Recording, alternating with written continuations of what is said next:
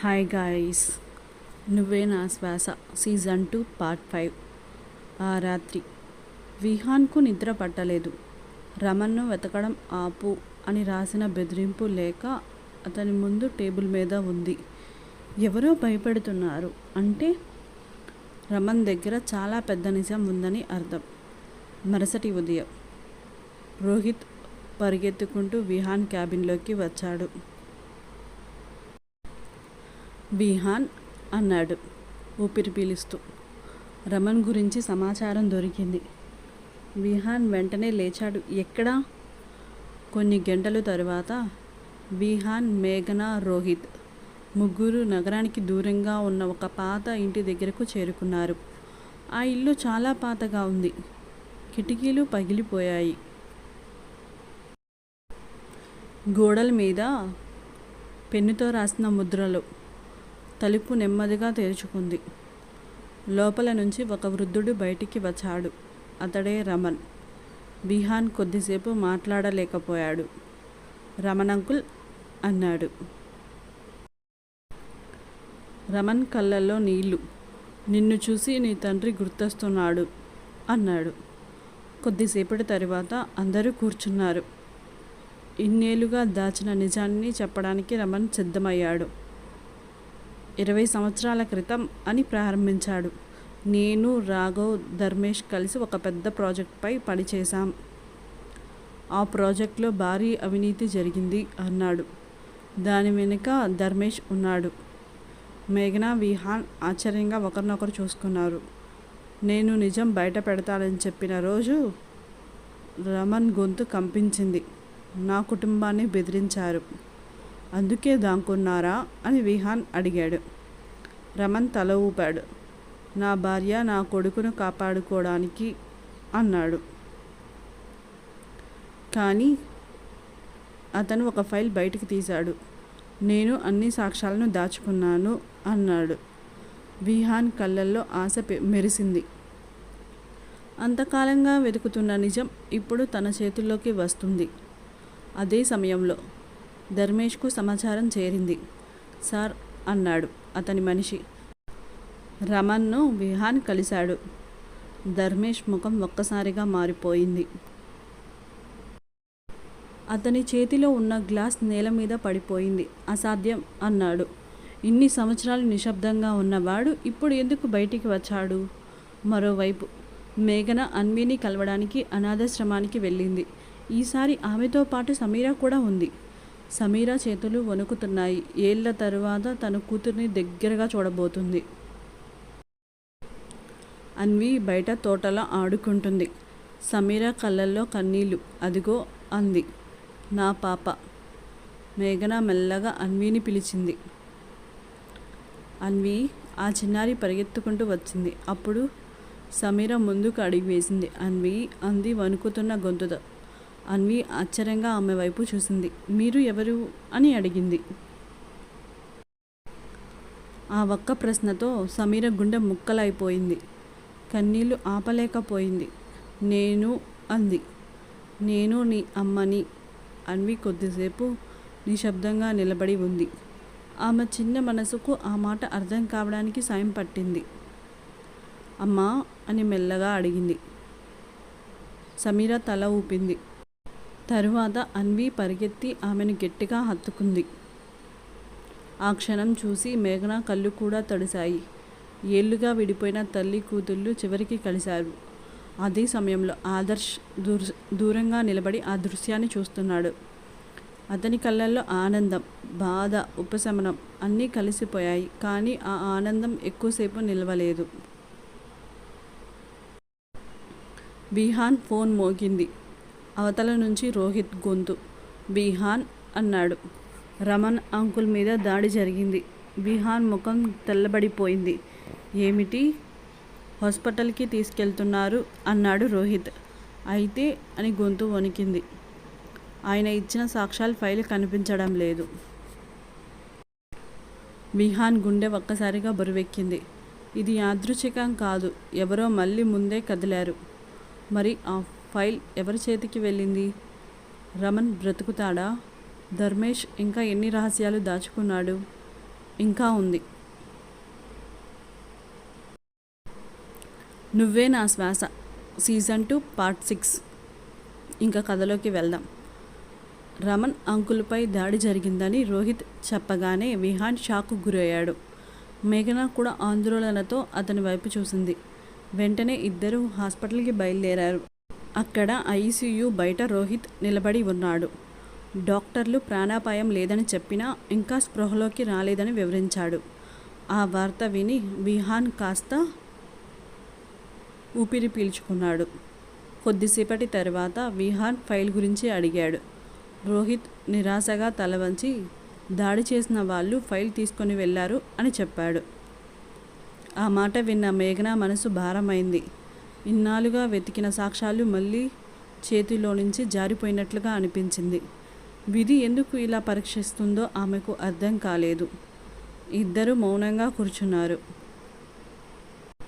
అదే సమయంలో ధర్మేష్ తన ప్రైవేట్ ఆఫీస్లో ఉన్నాడు. అతని మనిషి దొంగిలించిన ఫైల్ను తీసుకొచ్చి టేబుల్పై పెట్టాడు. ఫైల్ తన చేతికి రావడంతో ధర్మేష్ విజయం సాధించినట్లు భావించాడు. కానీ ఫైల్ తెరిచి చూసిన వెంటనే అతని ముఖం మారిపోయింది. అందులో అసలు పత్రాలు బదులు ఖాళీ కాగితాలు మాత్రమే ఉన్నాయి. కోపంతో అతను టేబుల్పై గుద్దాడు. మరుసటి రోజు రమన్కు స్పృహ వచ్చింది. విహాన్, మేఘన అతన్ని కలవడానికి వెళ్ళారు. ఫైల్ గురించి అడగగానే రమన్ చిన్నగా నవ్వాడు. దాడి జరిగే అవకాశం ముందే ఊహించి ఖాళీ ఫైల్ను మాత్రమే తన దగ్గర ఉంచినట్లు చెప్పాడు. అసలు సాక్ష్యాలన్నీ సురక్షితంగా మరో చోట దాచినట్లు వివరించాడు. ఆ మాట విని ఇద్దరూ ఆశ్చర్యపోయారు.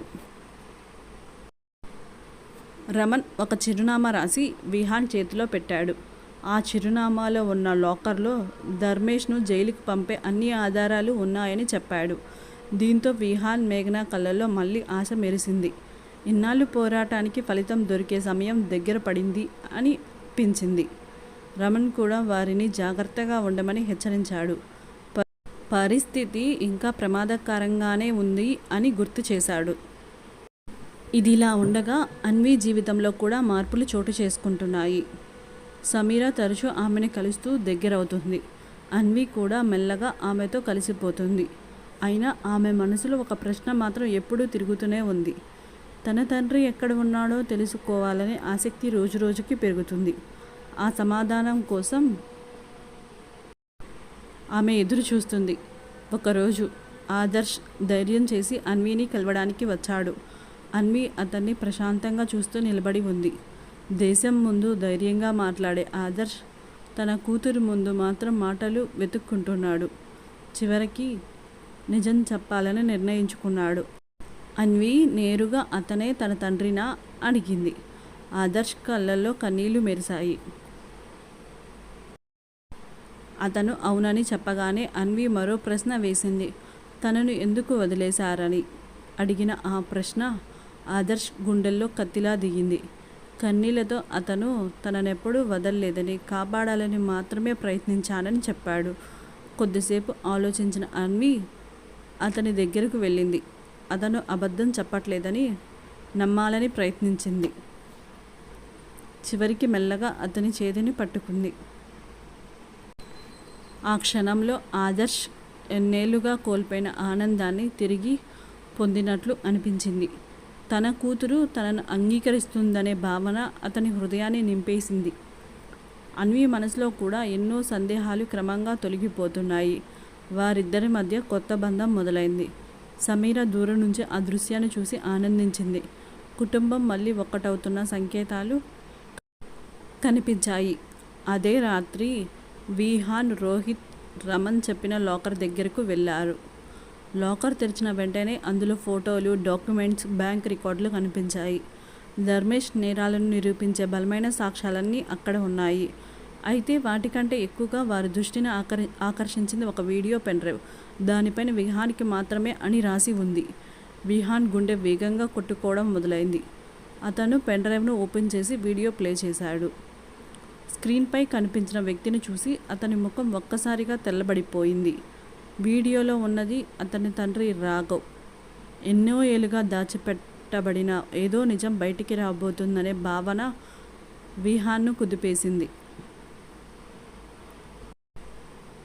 ఆ వీడియోలో ఏముందో తెలుసుకోవాలనే ఆతృత పెరిగింది.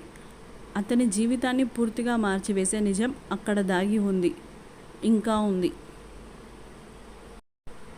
నువ్వే నా శ్వాస సీజన్ 2 పార్ట్ 7. లాకర్లో దొరికిన పెన్ డ్రైవ్ను చూస్తూ విహాన్ చేతులు స్వల్పంగా వణికాయి. స్క్రీన్పై కనిపించిన వ్యక్తిని చూసి అతను ఆశ్చర్యపోయాడు.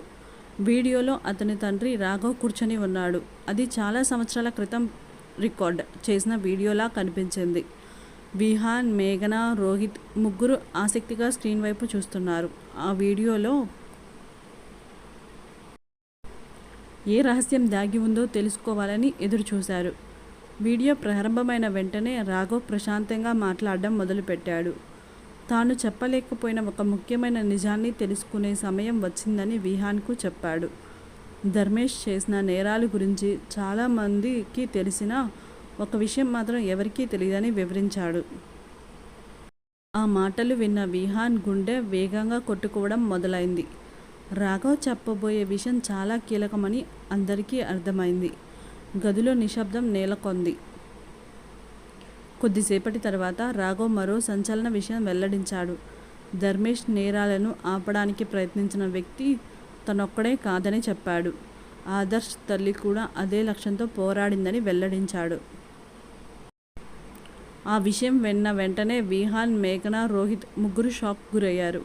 ఇంతకాలం ఎవరికీ తెలియని గతం ఒక్కసారిగా బయటపడుతుందని, ఈ కథలో ఇంకా ఎన్నో రహస్యాలు ఉన్నాయని వారికి అర్థమైంది.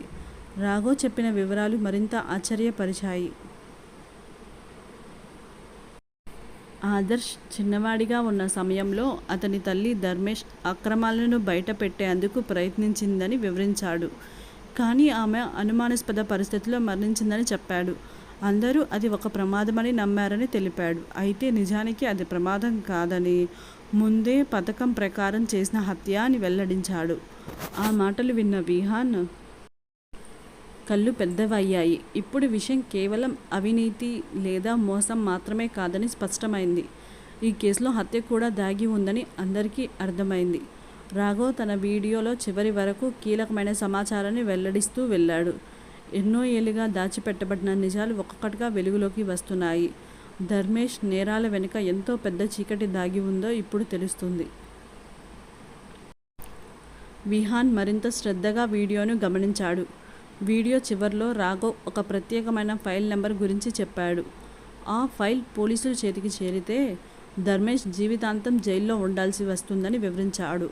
ఆ ఫైల్లో అతన్ని పూర్తిగా నేరస్తుడిగా నిరూపించే ఆధారాలు ఉన్నాయని సూచించాడు. అంతేకాకుండా ఆ ఫైల్ను ఎట్టి పరిస్థితుల్లోనూ కనుగొనాలని విహాన్కు చెప్పినట్లుగా అనిపించింది. కొన్ని క్షణాల తర్వాత వీడియో ముగిసిపోయింది. కానీ ఆ వీడియో వదిలిన ప్రశ్నలు మాత్రం అందరి మనసుల్లో మిగిలిపోయాయి. వీడియో గురించి తెలిసిన వెంటనే విహాన్ ఆదర్శ్ను కలవాలని నిర్ణయించుకున్నాడు. ఇద్దరూ ఒకే చోట కూర్చొని ఆ వీడియోను కలిసి చూశారు. గతంలో ప్రత్యర్థులుగా ఉన్నవారు ఇప్పుడు నిజం కోసం పోరాడే వ్యక్తులుగా మారిపోయారు. వీడియో పూర్తయ్యేసరికి ఆదర్శ్ కళ్ళల్లో కన్నీళ్లు తిరిగాయి. తన తల్లి గురించి ఇంతకాలం తెలియని నిజం బయటపడడంతో అతను తీవ్రంగా కలత చెందాడు. ఇన్నేళ్లుగా తాను తప్పు వ్యక్తిని నమ్మి జీవించానేమో అని ఆలోచించాడు. అదే రాత్రి రాఘవ్ వీడియో బయటికి వచ్చిన విషయం ధర్మేష్ చెవికి చేరింది. ఆ వార్త విన్న వెంటనే అతని ముఖం కోపంతో ఎర్రబడిపోయింది. ఇప్పుడు విహాన్ బృందం ఆ ఫైల్ కోసం వెతుకుతుందని అతనికి అర్థమైంది. వెంటనే తన అనుచరులను వారిని ఆపాలని ఆదేశించాడు. పరిస్థితి తన నియంత్రణలో నుంచి జారిపోతుందని అతనికి స్పష్టంగా తెలిసింది. అతని ఆందోళన రోజురోజుకి పెరుగుతుంది. అయితే ఈసారి పరిస్థితి పూర్తి భిన్నంగా ఉంది. విహాన్ ఇప్పుడు ఒంటరిగా పోరాడడం లేదు. మేఘన, రోహిత్ అతని పక్కనే ఉన్నారు. రాఘవ్ వదిలిన ఆధారాలు కూడా వారికి బలం ఇస్తున్నాయి. అంతేకాకుండా ఆదర్శ్ కూడా ఇప్పుడు నిజం కోసం వారి పక్షాన నిలబడ్డాడు. అందరూ కలిసి ధర్మేష్ను చట్టం ముందు నిలబెట్టాలని నిర్ణయించుకున్నారు. వారి ఐక్యత మరింత బలపడింది. మరోవైపు అన్వి జీవితంలో ఆనందకరమైన క్షణాలు మొదలయ్యాయి. ఆమె మొదటిసారి సమీర, ఆదర్శ్లతో కలిసి ఒకరోజు గడిపింది. పార్కులో నవ్వుతూ ఆడుకుంటూ ఆనందంగా గడిపింది. ఆమె ముఖంలో కనిపించిన చిరునవ్వు సమీర కళ్ళల్లో ఆనంద బాష్పాలు తెప్పించింది. ఆదర్శ్ మనసులో ఎన్నేళ్లుగా పేరుకుపోయిన బాధ క్రమంగా కరిగిపోతుంది. కుటుంబం మళ్ళీ ఒక్కటవుతున్న సంకేతాలు కనిపించాయి. ఆ సంతోషకరమైన వాతావరణంలోనే విహాన్ ఫోన్ మోగింది. ఫోన్ చేసింది పోలీస్ ఆఫీసర్ అరవింద్. రాఘవ్ చెప్పిన ఫైల్ నెంబర్ను ట్రేస్ చేసినట్లుగా అతను తెలిపాడు. ఆ వార్త విన్న విహాన్ వెంటనే అప్రమత్తుడు అయ్యాడు. ఫైల్ ఎక్కడ ఉందో తెలుసుకోవాలని ఆసక్తిగా అడిగాడు.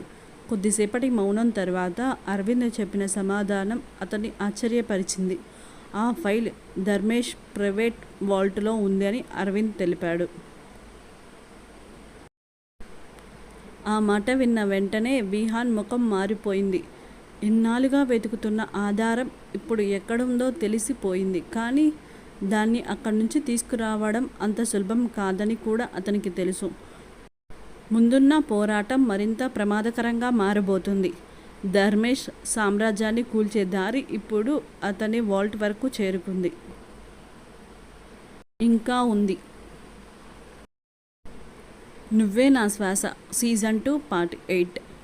ధర్మేష్ ప్రైవేట్ వాల్టులో ఆ ఫైల్ ఉందని తెలిసిన క్షణం విహాన్, మేఘన, ఆదర్శ్ ఒకరినొకరు చూసుకున్నారు. ఇన్నేళ్లుగా వెతుకుతున్న నిజం ఇప్పుడు వారికి చాలా దగ్గరలో ఉంది. కానీ దాన్ని సాధించడం అంత సులభం కాదని అందరికీ తెలుసు. ధర్మేష్ భవంతి నగరానికి దూరంగా ఉన్న ఒక కొండ ప్రాంతంలో ఉంది. అక్కడ అత్యాధునిక భద్రతా వ్యవస్థలు, సెక్యూరిటీ గార్డులు, సీసీ కెమెరాలు. ఆ ప్రదేశం నుంచి ఏదైనా తీసుకురావడం దాదాపు అసాధ్యంగా కనిపించింది. మేఘన పోలీసులతో వెళ్లాలని సూచించింది. కానీ అరవింద్ కోర్ట్ వారెంట్ లేకుండా లోపలికి వెళ్ళలేమని చెప్పాడు. అంతవరకు వేచి ఉంటే ధర్మేష్ ఆ ఫైల్ను నాశనం చేసే అవకాశం ఉందని వివరించాడు. అందరూ ఆలోచనల్లో పడిపోయారు. పరిస్థితి చాలా క్లిష్టంగా మారింది. సమయం కూడా వారి చేతుల్లో లేదు. ఆ సమయంలో ఆదర్శ్ ముందుకు వచ్చి ఒక ముఖ్యమైన విషయం చెప్పాడు. చిన్నప్పటి నుంచి ఆ ఇంట్లో పెరిగిన కారణంగా తనకు వాల్ట్ గురించి పూర్తిగా తెలుసని వివరించాడు. భవంతిలో ఒక రహస్య ప్రవేశం ద్వారం ఉందని చెప్పాడు. ఆ మాట విన్న వెంటనే విహాన్ కళ్ళల్లో ఆశ మెరిసింది. ఇప్పుడు వారికి ఒక అవకాశం కనిపించింది. అయితే ఆ అవకాశంతో పాటు ప్రమాదం కూడా ఉంది. అదే రాత్రి విహాన్, ఆదర్శ్, రోహిత్, అరవింద్ కలిసి ఒక ప్రణాళిక రూపొందించారు. రహస్యంగా భవంతిలోకి ప్రవేశించే ఫైల్ను తీసుకురావాలని నిర్ణయించారు. మేఘన మాత్రం చాలా ఆందోళన చెందింది. విహాన్ చేతిని పట్టుకొని జాగ్రత్తగా ఉండమని చెప్పింది. విహాన్ చిన్నగా నవ్వుతూ ఇంకో అడుగు మాత్రమే మిగిలి ఉందని చెప్పాడు. నిజం కోసం వారి ప్రయాణం చివరి దశకు చేరుకుంది. అర్ధరాత్రి నలుగురు భవంతి వెనక భాగానికి చేరుకున్నారు. ఆదర్శ్ ఒక పాత రాతి విగ్రహం వెనుక దాగి ఉన్న బటన్ నొక్కాడు. వెంటనే గోడ నెమ్మదిగా పక్కకు జరగడం ప్రారంభించింది. అక్కడ ఒక రహస్య మార్గం కనిపించింది. చుట్టూ చీకటి, నిశ్శబ్దం అలుముకుంది. టార్చర్ వెలుతురులో వారు ముందుకు సాగారు. కొన్ని నిమిషాలు తరువాత వారి ముందుకి ఒక భారీ ఇనప తలుపు వచ్చింది. అదే Dharmesh private vault. Adarsh code enter చేయగానే తలుపు నెమ్మదిగా తెరుచుకుంది. లోపల ఫైళ్ళు, డాక్యుమెంట్స్, హార్డ్ డ్రైవ్, రహస్య రికార్డులు కనిపించాయి. దశాబ్దాలుగా దాచిపెట్టిన నేరాల చరిత్ర అక్కడ భద్రంగా ఉంది. ఆ దృశ్యం చూసి అందరూ ఆశ్చర్యపోయారు. విహాన్ వెంటనే రాఘవ్ చెప్పిన ఫైల్ నెంబర్ కోసం వెతకడం ప్రారంభించాడు. కొన్ని క్షణాల తర్వాత అతనికి కావలసిన ఫైల్ కనిపించింది. ఇన్నేళ్లుగా అందరూ వెతుకుతున్న ఆధారం అదే అని అతను గుర్తించాడు. అతను ఫైల్ను చేతిలోకి తీసుకున్నాడు. కానీ ఆ క్షణంలోనే పరిస్థితి ఒక్కసారిగా మారిపోయింది. వాల్ట్ మొత్తం అలారం శబ్దంతో మోగిపోయింది. సడన్గా అలారం మోగడంతో అందరూ షాక్కి గురయ్యారు. రోహిత్ ఎలా జరిగిందని అడిగాడు. ఆదర్శ్ ముఖం ఒక్కసారిగా తెల్లబడిపోయింది. ధర్మేష్కు తమ రాక గురించి ముందే తెలిసిపోయిందని అతను అర్థం చేసుకున్నాడు. పరిస్థితి ప్రమాదకరంగా మారిందని అందరికీ స్పష్టమైంది. బయటికి వెళ్లే మార్గాలు కూడా మూసుకుపోయే అవకాశం ఉంది. అప్పుడే వాల్ట్ తలుపు దగ్గర చప్పట్లు వినిపించాయి. అందరూ వెనక్కి తిరిగి చూశారు. అక్కడ ధర్మేష్ తన అనుచరులతో కలిసి నిలబడి ఉన్నాడు. అతని ముఖంలో విచిత్రమైన చిరునవ్వు కనిపించింది. వారు ఫైల్ను తీసుకోవాలని తాను ముందే కోరుకున్నానని చెప్పాడు. ఆ మాట విని విహాన్ ఆశ్చర్యపోయాడు. ధర్మేష్ ప్రవర్తన వెనుక మరో రహస్యం ఉందని అనిపించింది. ధర్మేష్ మెల్లగా ముందుకు వచ్చి వారు తీసుకున్నది అసలు ఫైల్ కాదని చెప్పాడు. ఆ మాట విన్న వెంటనే అందరూ షాక్ గురయ్యారు. ఆదర్శ్ అసలు నిజం ఎక్కడ ఉందని అడిగాడు. ధర్మేష్ కళ్ళల్లో చీకటి మెరుస్తూ మరో చోట దాగి ఉందని సమాధానం ఇచ్చాడు. పరిస్థితి మళ్ళీ మొదటి స్థితికి చేరుకున్నట్లుగా అనిపించింది. అందరూ ఆశలు ఒక్కసారిగా కదిలిపోయాయి. అదే సమయంలో వెనక నుంచి ఒక గొంతు వినిపించింది. అందరూ తిరిగి చూడగా తలుపు దగ్గర రమణ్ నిలబడి ఉన్నాడు. అతని చేతిలో ఒక చిన్న మెటల్ బాక్స్ ఉంది. అదే అసలు సాక్ష్యం అని అతను ప్రకటించాడు. ఆ మాట విన్న వెంటనే ధర్మేష్ ముఖంలో మొదటిసారి భయం కనిపించింది. ఎన్నో ఏళ్ళుగా దాచిన రహస్యం ఇప్పుడు బయటపడిపోతుంది అని అతనికి అర్థమైంది. రమణ్ నెమ్మదిగా బాక్స్ తెరిచాడు. అందులో ఒక పాత హార్డ్ డ్రైవ్ ఉంది. ఆ హార్డ్ డ్రైవ్లో ధర్మేష్ చేసిన అన్ని నేరాలకు సంబంధించిన వీడియో ఆధారాలు ఉన్నాయని చెప్పాడు. ఆ మాటలు వినగానే అందరూ ఆశ్చర్యపోయారు. ధర్మేష్ మాత్రం కోపంతో ఉడికిపోయాడు. అతని సామ్రాజ్యం కూలిపోవడానికి సమయం దగ్గర పడుతుంది. అప్పుడే బయట నుంచి పోలీస్ సైరన్లు వినిపించాయి. అరవింద్ ముందుగానే మొత్తం ఆపరేషన్ను రికార్డ్ చేసి పోలీసులకు సమాచారం ఇచ్చాడు. కొద్ది నిమిషాల్లోనే పోలీసులు భవంతిని చుట్టుముట్టారు. ధర్మేష్ మొదటిసారి ఓడిపోతున్నట్లు కనిపించాడు. అయినా అతని ముఖంలో ఒక విచిత్రమైన చిరునవ్వు అలాగే ఉంది. అది అందరిలో అనుమానాన్ని పెంచింది. ధర్మేష్ తాను ఓడిపోతున్నట్లు కనిపించినా అసలు ఆట ఇప్పుడే మొదలైందని చెప్పాడు. ఆ మాట విన్న అందరూ ఆశ్చర్యంగా అతని వైపు చూశారు. తర్వాత అతను విహాన్ గురించి అతనికే తెలియని ఒక నిజం ఇంకా ఉందని చెప్పాడు. ఆ మాట విన్న క్షణంలో విహాన్ గుండె బలంగా కొట్టుకుంది. ఇన్నేళ్లుగా దాచిన మరో రహస్యం బయటికి రాబోతుందనే భావన అతన్ని కుదిపేసింది. ఆ ఒక్క మాటతో అందరి జీవితాల్లో మళ్ళీ మారబోతున్నాయి. ఇంకా ఉంది. Thank you for reading. Please like చేయండి, షేర్ చేయండి, సబ్స్క్రైబ్ చేయండి. మీకు ఈ స్టోరీ ఎలా ఉందో కమెంట్ కూడా చేయండి.